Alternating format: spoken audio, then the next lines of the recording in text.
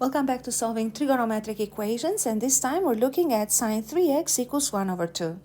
As you can see, the unknown angle here is expressed as a multiple of x, where x is an angle between negative pi and pi.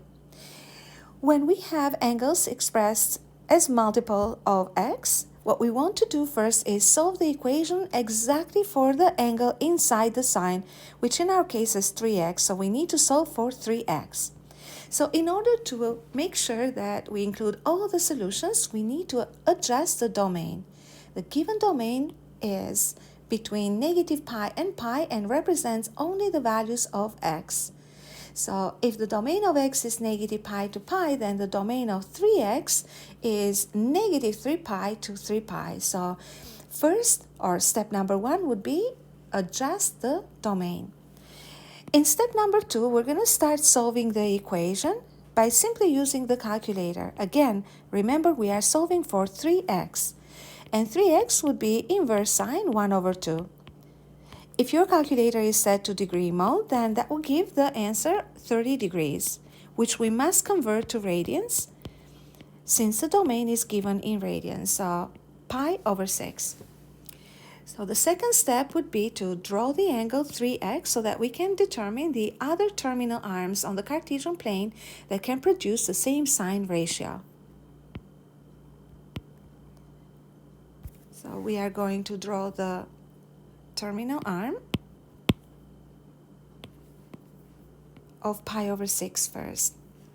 And since we're using the sine ratio, remember that we need to reflect the terminal arm of the angle pi over 6 about the y-axis. And this is how we form the second angle with the same sine ratio. Now, step number 3 would be determine the solutions.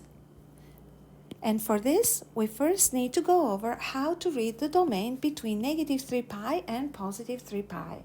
So let's follow this simple diagram here. So when we adjust the domain between negative 3 pi and 3 pi, it means that we have to read the angles from negative 3 pi to 0 and from 0 to 3 pi, because together these two domains will give this particular one. So to read the angles from negative 3 pi to 0, we always start from positive x-axis, and this time we go down, so that's where the negatives are. So here goes negative 1 pi, negative 2 pi, and this will make it, or will take us to negative 3 pi. So in the positives, again, we read the angles from positive x-axis, but we go up, so positively or counterclockwise. And here is positive 1 pi, positive 2 pi, and positive 3 pi. Now, let's take a look at our terminal arms, and let's try to read all the possible angles between negative 3 pi and 3 pi that satisfy our equation. So remember that our first angle here was 3x equals 1 pi over 6. I'm just going to color code them. Hopefully that can help.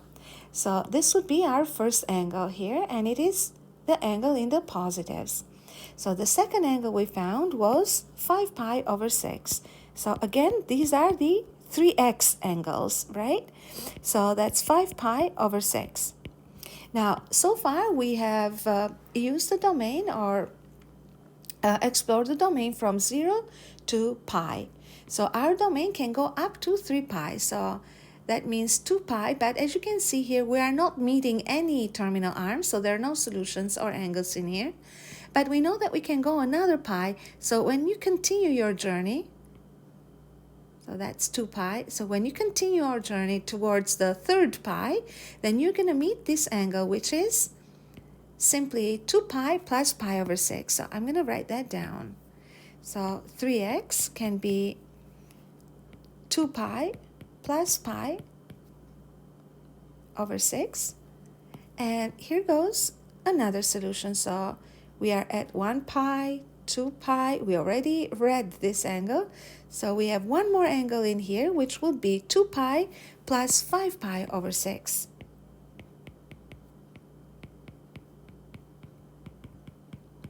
And with this, we have actually explored the entire domain or the entire positive side of the domain. So all the positive angles, 3x.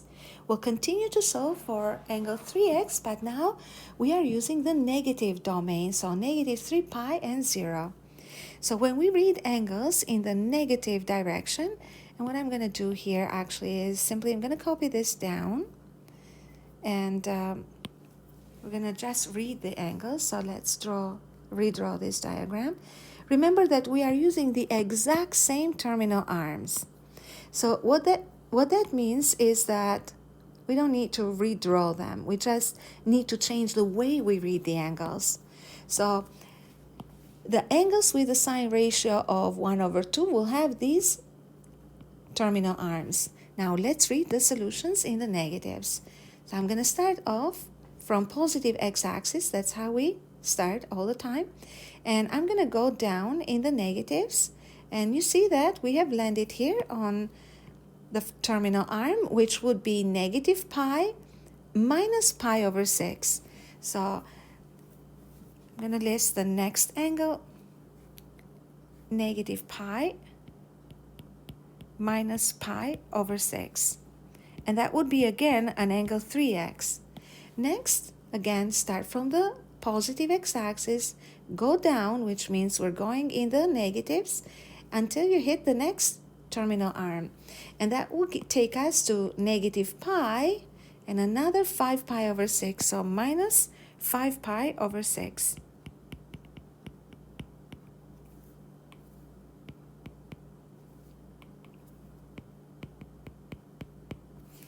And remember that we have the domain from negative 3 pi to 0. So far we have traveled as far as negative 2 pi. And if we continue our journey another negative pi, you see that we don't meet any terminal arms in here. So that means that there are no more solutions. So these are all the possible solutions for 3x. And from here now, we will have to determine the values of x. These are just some mini equations that we need to solve. And they're very similar in nature, which means that it shouldn't take us long to solve each of them. So if 3x equals pi over 6, to isolate x, we need to simply multiply by 1/3 both sides of the equation. And we're going to do the same thing in all these equations. Or you can divide by 3. That's the same idea. So when you multiply by 1/3, that will simplify or isolate x from the coefficient 3. And this is how we obtain our first solution, which is pi over 18. So in a similar way, now we're going to have x equals, so we're multiplying by 1/3, both sides of the equation, and we get 5 pi over 18. Next, we have 3x equals 5 pi over 1 pi over 6 plus 2 pi. So the way I like to look at it is as if we have the angle here, 2 pi can be 12 pi over 6, right? So 12 pi over 6 plus 1 pi over 6. So that makes 13 pi over 6.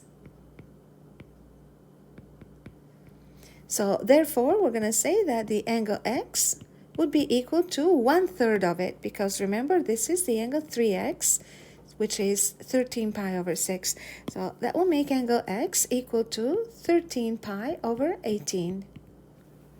Next, we have the angle 3x equals 2 pi plus 5 pi over 6, which means that, again, we have, for 2 pi, you can have 12 pi over 6 plus 5 pi over 6, right? So they have the same denominator, so that makes 17 pi over 6. So 17 pi over 6 will represent the angle 3x. So if we want to isolate for x, means that we have to determine or to multiply by 1/3 both sides. So that makes 17 pi over 18. So there goes our fourth solution. 2 more to go. Now we have the angle 3x equals negative pi minus pi over 6, which is negative 7 pi over 6.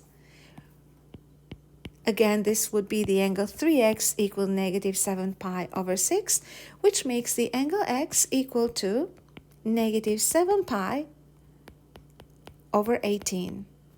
And lastly, we have the angle 3x equals negative pi minus 5 pi over 6, which means that we have negative 12 pi, negative 6 pi over 6, right?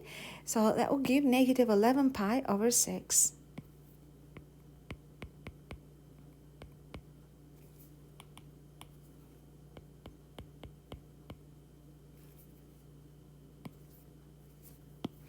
So negative 11 pi over 6,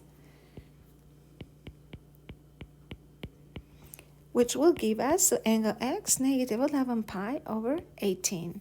So, okay, remember then again, 3x is negative 11 pi over 6, so negative 11 pi over 18. So let's look at our solutions. So we have x equals pi over 18, x equals 5 pi over 18, 13 pi over 18, 17 pi over 18, negative 7 pi over 18, and negative 11 pi over 18. So as you can see in here, all these angles, the values of x, are between negative pi and positive pi. So none of them exceeds pi. Now, if you want to look at a graphical understanding of the solution, if you look at this diagram in here, what you see is the sine function between negative pi and pi. So I'm going to highlight this. All right, and as you can see that the value of 1 over 2 for the sine function is reached as at these two particular points.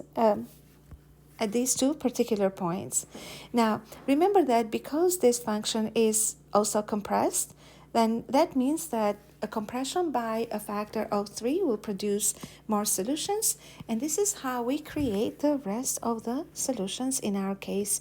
And we got 1, 2, 3, 4, 5, 6 of them.